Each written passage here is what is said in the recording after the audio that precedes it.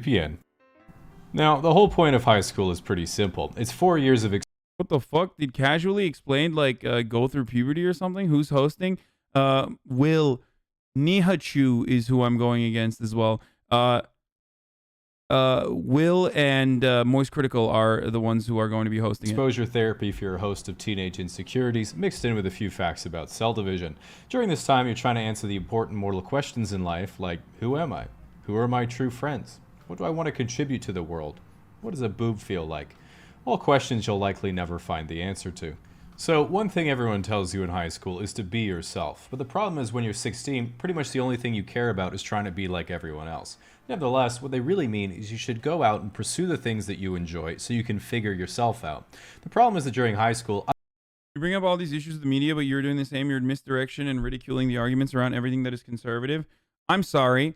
If you are personally adopting the position that like Dr. Seuss is actually being fucking canceled because the institution decided to personally retcon some of their fucking works, not the most important ones, but ones that actually had racist imagery, is at the forefront of what the American working class should be talking about at a time when there should be an ongoing heated debate around whether or not we could increase the minimum wage to $15 an hour, then you're a fucking delusional idiot. And I'm sorry that I'm not going to subscribe to your personal point of view and make it seem like something that is completely unimportant and completely fabricated to create the outrage cycle that misdirects you from the actual issues that matter to the American working class is actually fucking important. Dumbass!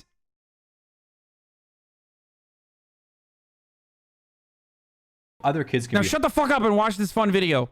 harsh and judgmental and make you feel like the hobbies and activities you enjoy make you lame and uncool. Fortunately, this completely changes when you're an adult because people are lonely and keep their thoughts to themselves. When you're in high school, your mind is young and impressionable, and therefore incapable of nuance. If someone laughs at your joke, now you're the class clown. If your crush gets a boyfriend, now you're alone forever. And if some kid makes fun of your sketchers, time to start writing the manifesto. As a teenager, this is the first time you really start to build a personal identity for yourself, and in high school, this is pretty low resolution. Athlete, jock, stud, gamer, whatever you prefer to call yourself. As you probably know, a lot of adults tell you that high school doesn't really matter, so you should just enjoy it. And that's true in the sense that there are hundreds of people you're never going to see again, so you do get a hard reset on the time you said orgasm instead of organism, or when you're in geography class and mispronounced Niger.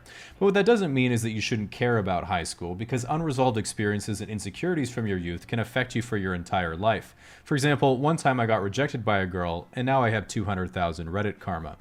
Now, a lot of teenagers... It's literally how that works. Teenagers think they're invincible, but I personally didn't get that at all. I remember kids were doing drugs, getting girls pregnant, and fucking up the rest of their lives while I was at home studying videos of how to order at Subway. It is true, though, that no matter what, you are going to do a lot of stupid stuff in high school, and this is because your brain hasn't fully developed yet. In fact, science has shown it isn't until the age of 25 that your brain finally starts to develop.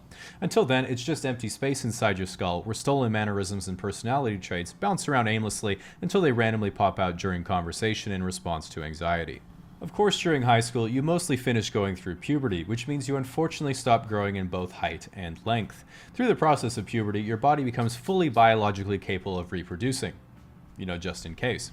Now, one of the most important things in high school is dating, because for most people, that's when you have your first relationship. The thing is, it can be It's going to be painful for both me and everyone else here as well, okay? Luckily, I'm far away from that era now, so we're good. Oh, wait, never mind. I'm back. Never mind. I'm actually back. And back to that same era that I was in high school. really scary asking someone out because you've never done it before, but it's really a pretty straightforward process. All you have to do is glance at your crush during class every now and then, make eye contact at some point, and then you just fantasize about your relationship for the next 3 years until they start dating someone else.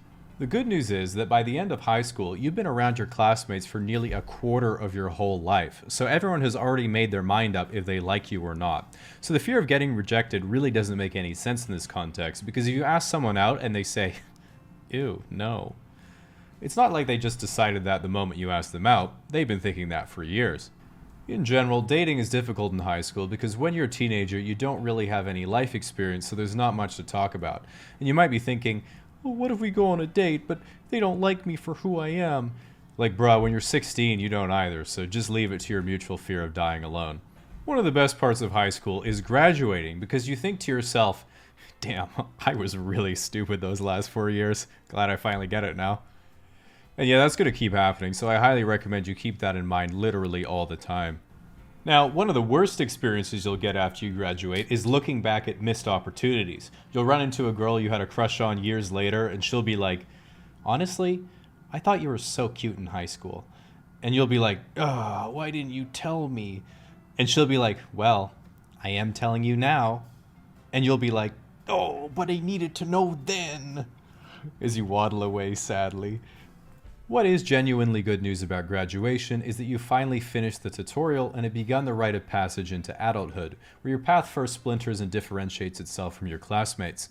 Some of your friends will go into computer science at university because they want to become as charismatic as Mark Zuckerberg. Some of your friends will go into trades so they can afford to live and make more trades. And some of your friends will say, I want to take a gap year and travel, which means I want to have sex with Europeans. So whatever your dream, just know that you have a long life to achieve it, so no need to worry about finding a hot German girlfriend on your first try. And there's just one thing to remember when you leave high school and choose your path into the future.